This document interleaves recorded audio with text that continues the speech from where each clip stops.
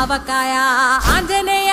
కథ మొదలెట్టినాడు చూడారయ్యా శెట్టినంతా చూడగట్టి చెట్టు దులిపినాడు అంజయ్య ఎర్ర ఛాయ కోతి అవతార వెంటమాయ కత్తి సేత పట్టకుండా కాయ కోసినాడు కపిలయ్యా